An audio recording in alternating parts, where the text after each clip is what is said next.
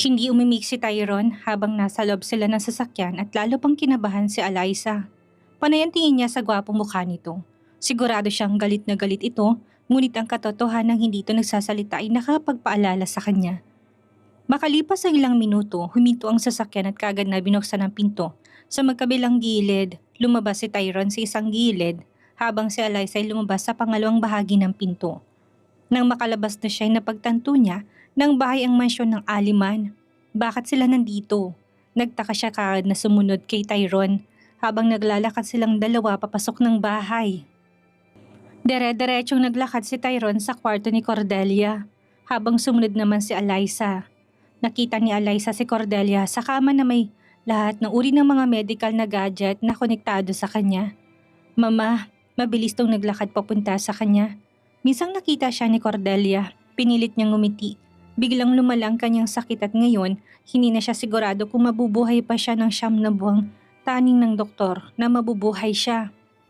Ang sakit na kanyang nararamdaman ay tumitindi araw-araw at kahapon nang dumating si Tyron. Upang tignan siya, hiniling niya sa kanya na isamang kanyang asawa sa susunod na araw. Eliza, masaya ako makita ka. Nagawa ni Cordelia ang sabihin. Ma, hindi ko alam na lumala na pala talagang sakit mo.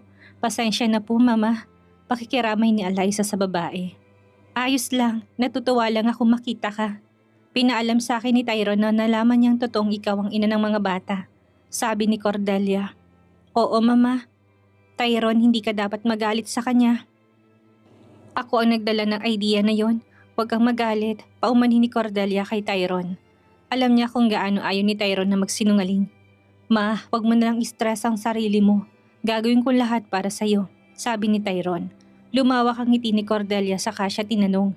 Kamusta ang pagsasama niyo ng anak ko? Maayos naman, Ma. Sagot niya na may kasamang peking ngiti. Ngunit ito ba ay talagang maayos? Talaga? Napakunot ang noo ni Cordelia. Opo, Mama. Mabuting asawa naman siya. Wala kayong dapat ikabahala. Gusto lang namin na maging okay kayo, sabi ni Eliza. May kumatok sa pinto at inutusan ni Tyron na pumasok ang sinuman na nasa pintuan. Bumukas ang pinto at lumabas ang doktor. Good afternoon, sir. Oras na para bigyan siya ng gamot, magalang na sabi ng doktor. Ma, sigurado ako magiging maayos ka. Huwag kang mawala ng pag-asa, okay? Magiliw na sabi ni Tyron. Nakatingin lang sa kanya si Cordelia na may tunay na ngiti sa labi. Alagaan mong asawa mo, please, pakiusap ni Cordelia. Ma, huwag ka mag-alala. Ginagawa niya yun at patuloy niyang gagawin, sabi ni Eliza. Pagkatapos, parehong umalis si Eliza at Tyron sa silid upang magawa ng doktor ang kanyang trabaho. Naglakad silang dalawa pabalik sa labas at kaagad na umupo sa loob ng sasakyan. Hindi ka nagsasalita. Alam kong hindi mo ko pinapaniwalaan pero nagsasabi ako ng totoo. Si Casper ay nanloloko lang. Galit na galit ako sa kanya. Niloko niya ako at naputol ang sasabihin niya ng mga labi nito ay lumapat sa labi niya. Hinila niya ito palapit sa kanyang sarili at hinalikan ng mapusok. Lumalim ang kanilang halik. Si Eliza ay nawala sa sarili dahil sa paghalik at pinikit ang kanyang mga mata. Humiwalay si Tyron sa halik at sinabing, halata namang hindi maganda ang relasyon yung dalawa. Walang awa niyang kinuhang mga anak mo sa'yo. Naintindihan ko rin na masama ang loob mo rito. Hindi yun ang inaasahan ni Eliza. Naisip niya mali ang pagkakaintindi nito sa kanya, gaya ng lagi niyang ginagawa. Totoo yon, dagdag pa ni Tyron, at umayos ng upo. Naayos ng partisyon ng sasakyan at kagad silang pumasok pareho. Please, pwede mo ba akong tulungan maibalik sa akin ng mga anak ko? Tanong niya. Bakit ako? Hindi nila ako ama at ikaw ang bilang isang manloloko hindi karapat dapat tulungan. Ikaw ay isang mapanlinlang na babae, sabi niya. Dapat ba niyang sabihin sa kanya na kanyang mga bata? Kung gagawin niya to, tsak na ibabalik niyang mga bata at patutunayan na sinungaling si Casper. Sa ganung paraan, maaring gugugulin ni Casper ang malaking bahagi ng kanyang buhay sa kulungan. Pero paano siya? Papayagan ba siya na sumama sa mga bata pagkatapos ng pagkamatay ng kanyang ina? Sa itsura ng mga bagay-bagay, maaring hindi umabot ng 9 na buwan bago mamatay ang kanyang ina. Natataranta siya at hindi alam ang eksaktong gagawin. Pero akala ba niya mahal niyang mga bata? Bakit hindi siya handang tumulong sa kanila? Hindi nagtagal ay nakarating na sila sa bahay at naglakad papasok. Dumiretso si Tyron sa loob ng kwarto niya at sinuntok na malakas ang kanyang pader. Nagigting ang panga niya sa sakit habang paikot-ikot sa kwarto niya. Hindi pa nga siya nagpapalit ng damit. Nagalit siya na naglakas loob si Casper na hamunin siya. Pinaharap pa siya sa korte. Sigurado siyang hinahanap niya ang sarili niyang kamatayan. May karapatan si Casper na makasamang mga bata dahil mga anak niya ito. Pero bakit hindi siya naging mapayapa? Simula nang iwan siya ng mga bata. Nangako siya sa mga bata kahapon na hindi sila ilalayo sa kanila. At sinira lang niyang pangako. Hindi siya isang uri ng tao na sumisira sa pangako. Ngunit kahit nabawiin niyang mga bata, sa anong paraan niya ito gagawin? Dahil wala naman lang siyang karapatan sa kustodiya ng mga bata. Nakahiga si Alyssa sa kama sa kwarto niya. Umiiyak, pakaramdam niya. Walang-wala siya dahil kinuha ng 6 na anak. Paano magiging ganito kalupit si Casper? Niloko niya ako at gusto pa niyang nakawin ng 6 na anak sa kanya. Oo, yun ang salitang bagay sa sitwasyon, ninakaw. Galit niyang kinuha ang kanyang telepono at tinawagan si Casper. Nang sumagot to, kinausap ni Alyssa ang telepono. Peneke mong resulta ng DNA, may konsensya ka ba? Sumimangot si Casper sa kabilang dulo. Di ba sabi mo si Tyrone ang ama nila, bakit hindi niya sila mangkin kanina? Mukha lang siyang kawawa habang sinusundan ako ng mga bata. Gumisi siya. Napakagandang tanawin. Makita ang pinakamakapangyarihang tao sa lungsod na walang magawa. Ngumisi ulit siya. Kay Tyrone ng mga bata, hindi ko palang sinasabi sa kanya. Sabi ni Alyssa. Anong pumipigil sa'yo? Sige, sabihin mo sa kanya, wala akong pakialam. Sabi ni Casper. Kung sasabihin ko sa kanya at mapapatunayan niya na sa kanya mga bata, alam mo bang kalahati ng buhay mo ay gugugulin mo sa kulungan dahil sa pagsisinungaling para maangkin ang kustodiya ng karapatan ng mga anak ko, hindi ba? Tanong niya. Alyssa, wala akong pakialam, bagamat hindi para sa akin mga bata. Ang cute nila at ito lang ang paraan para mabawi kita. Halika tumira ka sa akin, sa ganung paraan makakasama mo yung mga anak at maaari tayong mabuhay muli ng masaya. Sabi ni Casper. Ikaw at ako? Magkasama? Hindi mangyayari yon kahit sa panaginip mo, sabi ni Alyssa. Binibigyan kita ng huling pagkakataon na ibalik ang aking mga anak. Wala ka nang magagawa. Kung hindi ka sasama, ibang babae na magpapalaki sa mga anak mo. Ani at ibinaba ang tawag. Naglakas loob pa siyang ibaba ang tawag. Galit na galit si Alyssa kay Casper. Kaya kagad siyang tumayot lumabas ng kwarto niya papunta sa kwarto ni Tyrone. Hindi sinasaalang-alang kahinat na ng kanyang gagawin. Kumatok siya sa pinto at ilang sandali pa ay may narinig siyang boses mula sa loob. Pasok! Binuksan ni Alyssa ang pinto ng matatagang puso at pumasok. Nakita niya si Tyrone na nakaupo sa couch sa kwarto nito at nakasandot naka-jean pants. Kitang-kitang kanyang maayos na katawan ngunit sa kabila nito, napaka-sexy niya sa kanyang harapan. Maaari mo ba akong tulungan na papirmahin si Casper sa divorce papers? Tanong niya. Pinag-cross ni Tyrone ang kanyang mga pat sinabing, maaari kang bumalik sa kanya pagkatapos ng pagkamatay ng aking ina. Lumapis si Alyssa sa kanya sinabing, please, ayoko na makipagrelasyon kay Casper. Nasaktan niya ako ng sobra noon. Sinira niyang tiwala ko. Ang totoo niyan, umalis ako sa North Hill para manirahan sa malit na syudad dahil lang sa gusto kong iwasang makita pa siya kahit hindi siya ang pinakamakapangyarihang tao dito. Alam ko makapangyarihan siya para lokohin ako kahit nahiwalay na kami. Bakit kita tutulungan? Kaswal na tanong ni Tyrone. Hindi ba mahal mo ang mga bata? Tsak na malulungkot silang mamuhay kasama isang lalaking hindi pa nila nakikita sa buong buhay nila. Hindi ko maisip ko anong magiging estado nila sa sandaling ito. Please, tulungan mo ko. Taimtim na pakiusap niya. Ang totoo ay kung tumanggi si Tyrone na tumulong.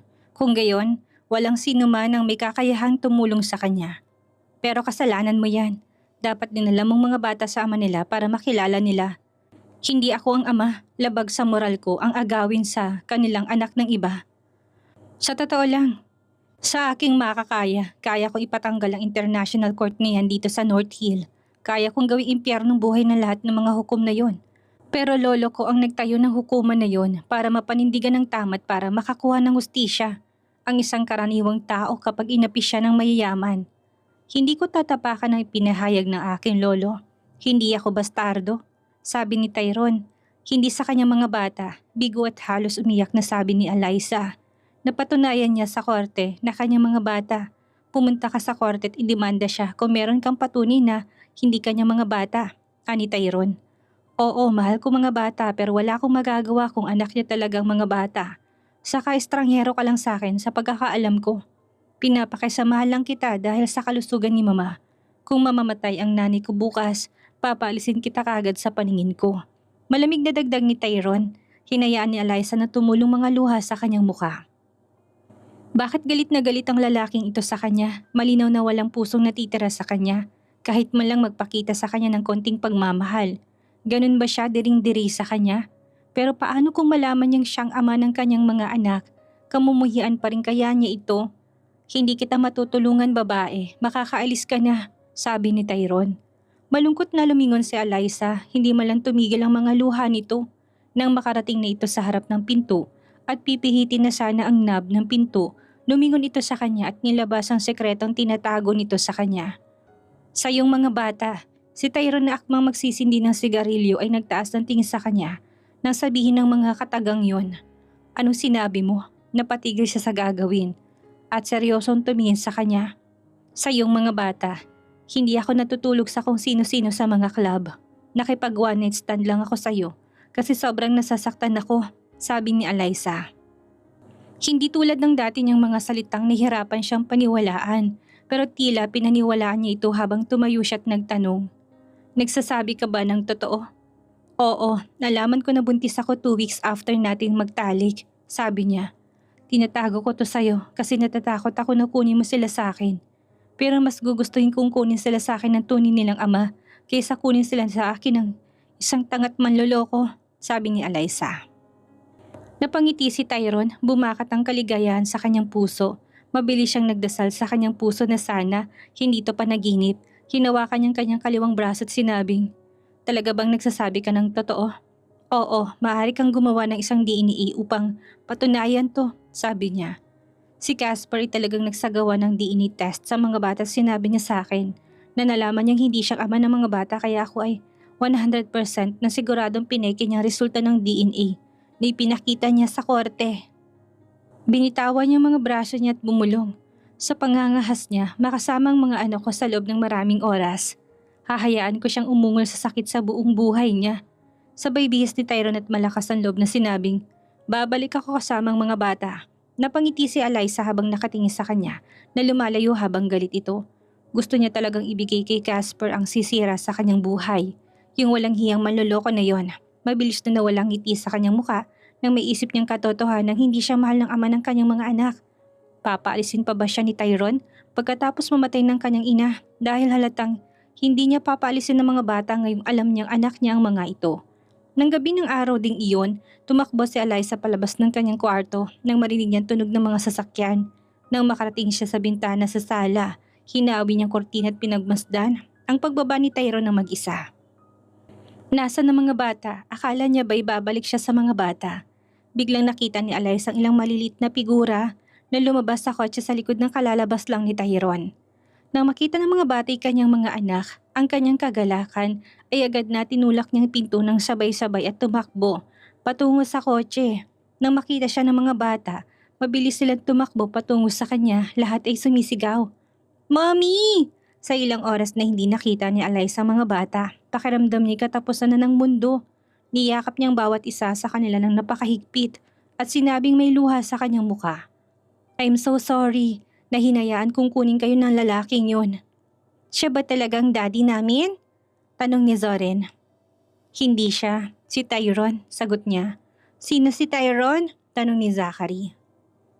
Habang ang iba'y nakatuon din ng atensyon sa kanya para malaman kung sino si Tyrone, nilingon ni Eliza si Tyrone na nakatayo na walang emosyon ang muka at kinuro siya. Siya ang tunay niyong ama. Talaga? Sabay na tanong ni Aurora, Zachary at Athena. Oo, yun ang katotohanan. Hindi na kailangan ng mga batang maraming pag-iisip na paniwalaan ng kanilang ina. Si Aurora ang unang tumakbo kay Tyrone. Niyakap niya na napakahigpit. Daddy! Ikaw talagang daddy namin!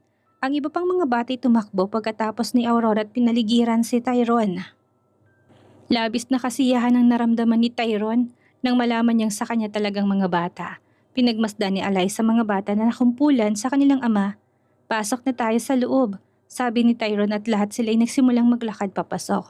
Sa isang iglap ang pamilya nakakala sa sofa sa sala. Ang kaligayahan sa kapaligiran ay napakaliwanag. Sinaktan ba niya kayo? Ibig kong sabihin niya lalaking kasama niyo? Tanong ni Tyrone sa mga bata. Hindi po, pinagahay niya kami ng pagkain pero lahat kami tumangging kumain. Sabi ni Zachary. Sinubukan niya rin kaming isama sa isang usapan pero lahat kami wala sa mood. Hindi namin gustong lalaking yon, si Gail said. Nangako ko kahapon na hindi ko kayo iiwan. I'm sorry sa nagawa ko kanina. Babawi ako ngayon, sabi ni Tyrone. Siguradong sigurado ako na pupuntahan tayo ni Daddy para iligtas.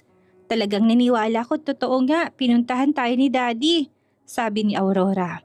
Sobrang saya ko na si Daddy ang tunay nating ama at hindi yung lalaking yun, sabi ni Ezekiel. Dad, alam mo bang hinahanap ka namin simula pa noong nanirahan kami sa South Hill? Tanong ni Athena. I'm so sorry, wala ako para sa inyong lahat sa nakalipas na 6 na taon. Pero ngayon, babawi ako sa inyong lahat, ani Tyrone. Bukas, sasama ako kina Zachary, Ezekiel at Soren para dumalo sa isang executive meeting, sabi ni Tyrone. Kumunot ang noon ni Alyssa habang iniisip kung ano ang gustong gawin at gawin ng mga bata sa isang executive meeting. Hindi na ako makapaghintay. Sunod-sunod na sabi ng mga lalaki, Daddy, paano naman kami? Kailan mo kami ilalabas? Tanong ng mga babae. Sa susunod na araw, huwag kayong mag-alala. Hindi ako magiging busy para sa inyong lahat. Parte na kayo ng buhay ko ngayon, sabi ni Tyrone. Dumating ang kasambahay at sinabi kay Tyrone na handa ng pagkain. Pumunta ang pamilya sa kainan para kumain. Nagsaya sila at nagkwentuhan maliban kay Alyssa na tahimik lang. Gusto niyang katotohanan ng mga bata ay nagkakasundo sa kanilang ama at nagsasaya. Ngunit siya, parang hindi na niya mahahanap ang pabor niya. Ayaw niya makisali sa usapan ng ama at ng mga anak para hindi masaktan si Tyrone. Nang matapos silang kumain, inakay ni Alyssa mga bata sa kanilang mga kwarto. Pagkatapos nagpasya siyang bumalik sa kanyang kwarto. Habang naglalakad patungo sa kanyang kwarto, mabigat ang puso, isang brasong humawak sa kanya at lumingon siya at nakita si Tyrone. Wala ka bang pakialam na malaman kung anong nangyari sa ex-husband mo? Tanong ni Tyrone. Sa totoo lang wala akong pakialam, deserve niya, kung ano man ang mangyari sa kanya. I see, dahan-dahan niyang binitawan ng mga braso niya at sinabing, binili ko na ang kumpanya ng kanyang pamilya. At higit pa doon na aresto siya dahil ang unang bagay na ginawa ko sa pagpunta doon ay ang kunin ng mga bata mula sa kanya para sa isang DNA test. At sa sandaling makumpirma ko, inutos ko na siya ay aristuhin. Kaagad sa loob ng ilang araw at masintensyahan na siya sa pagiging isang taong sagabal sa buhay mo. Maraming salamat, sabi ni Alyssa. Baka lipas ang ilang segundong katahimikan, tumalikod na siya at gusto na umalis ngunit nagsalita siya. Saglit lang, tumalikod si Alyssa sa kanya tapos sinabi niya, nasaktan na kita na sobra-sobra kanina. Kung alam ko lang na nanay ka ng mga anak ko, hindi kita sasaktan. Sa iba ko sana binaling yung galit ko. May magagawa ba ako para makabawi sa'yo? Mahalin mo ko. Hindi nagdalawang isip si Alyssa bago sumagot. Yun ang gusto niya. Para sa kapakanan ng kanyang mga anak, mas maganda sana kung ang dalawa'y mapapamahal sa isa't isa. Para sa kanya, naakit siya kay Tyrone. At sa kabila ng pagiging dominante at malupit, hinahangaan pa rin niya ito sa kanyang puso. Ngumisi si Tyrone. Imposible yan babae. Pwede bang tawagin mo ko sa pangalan ko? Alyssa, hindi na ako estranghero sa'yo pero akong ina ng mga anak mo. Pwede bang tawagin mo na ako sa pangalan ko? Tanong ni Alyssa. Naunawaan niya na tila pinapahalagahan niyang ina ng kanyang mga anak at ito lang ang dahilan kung bakit naglalakas loob itong makipag-usap sa kanya sa ganitong paraan. Sige, tatawagin na kita sa pangalan mo. Kung tutuusin, hindi ka na estranghero sa akin. Ani Tyrone. Salamat. Bakit mo naisip na hindi mo ko kayang mahalin? Pangit ba ako o kasuklam-suklam? Sobrang sakit ang naidulot mo sa akin noon. Binigyan mo ko ng near-death experience ng maraming beses. Sa tingin mo ba madali kitang mapapatawad maliban kung na-inlove ka sa akin? Ito lang ang gusto ko sa'yo, she said. Maaari kitang bigyan ng kahit na anong halagang gusto mo. Pwede mo lang sabihin ang iyong presyo. Kahit hanggang umabot pa ng milyong-milyong dolyar. Handa akong ibigay ito sa'yo, Aniya. Gusto ni Alyssa na sampalin siya ngunit kailangan niyang ingatan ang sarili. Hindi niya dapat kalimutan na bagamat ang lalaking nakatayo sa harapan niya ay ang ama ng kanyang mga anak, siya pa rin ang pinakamakapangyarihang tao sa North Hill. Iniinsulto mo ko, nagpakilala ba ako sa'yo bilang isang sakim na babae? Ang dami mo sinabi tungkol sa akin, iniisip mo rin ba na kaya kong isakripisyo ang lahat para sa pera? Hindi ko kailangan ng pera mo. Kahit na lahat ay ialay mo sa mundong ito sa akin, hindi ko gusto yon. Ang pagmamahal mo lang ang gusto ko, sabi ni Alyssa. Hindi mo makukuha yon, wala na akong puso, nasabi ko na sa'yo tungkol sa akin. Niloko ako ng babaeng tunay kong minahal. He said, pinagtaksilan din ako ng lalaking minahal ko sa buong buhay ko. Si Casper ang una kong minahal, mahal na mahal niya ako at mahal na mahal ko rin siya. Kahit sa panaginip ko, hindi ko siya pagdududahan pero winasak niya ang puso ko. Sa loob ng 6 na taon, hindi ko rin naisip na magmahal ulit. Sinira niya ako at heto ako ngayon. Binubuo kong sarili ko, pareho tayong wasak at sana'y matulungan natin ang isa't isa. Sabi ni Alyssa.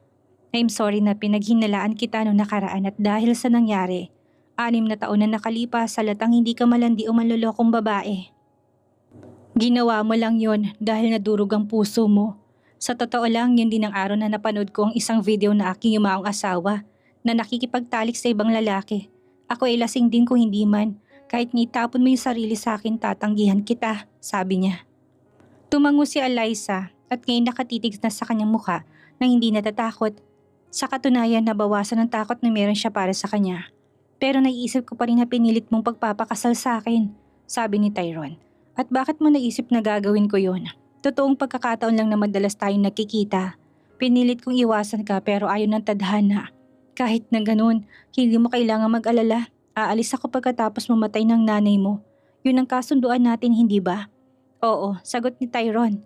Maaari ka nang umalis. Paano hiling ko? Tanong ni Alyssa.